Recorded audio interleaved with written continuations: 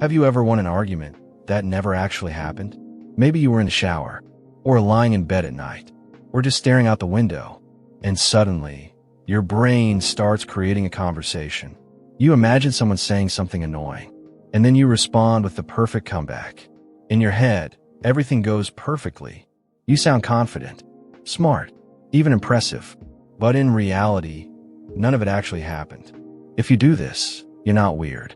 In fact, a lot of people imagine fake scenarios like this every day. Sometimes it's a conversation. Sometimes it's a future situation.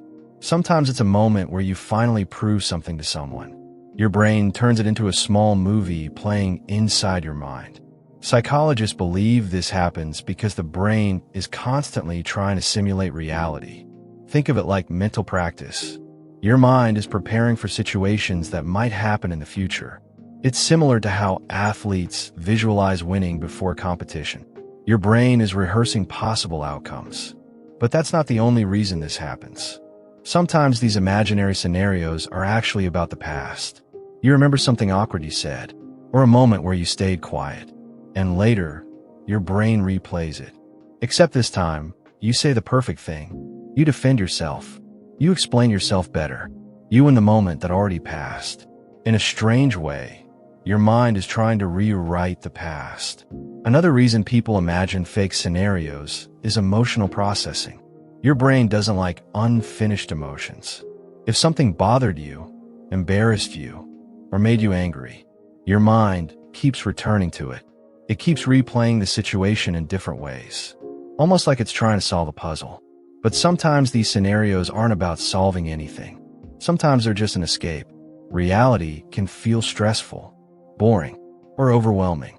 So your brain creates a different world, one where you're more confident, more respected, more in control.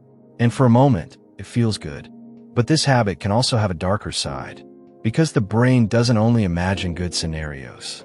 It can also imagine bad ones, embarrassing situations, awkward conversations, things going wrong. And when this happens too often, it turns into overthinking.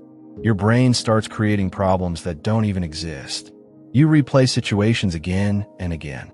You analyze every word, every reaction, every possible outcome, even when nothing is actually happening. Interestingly, people with strong imaginations tend to do this the most. Writers, artists, creative thinkers. Their brains are naturally wired to build stories and scenarios. Sometimes that's a powerful skill, but if it goes too far, it can also become a distraction. Because while your mind is busy creating imaginary moments, real life is still happening. Time keeps moving, and before you realize it, you've spent minutes or even hours lost in thought. The key isn't to stop imagining. Imagination is actually one of the most powerful tools the human mind has.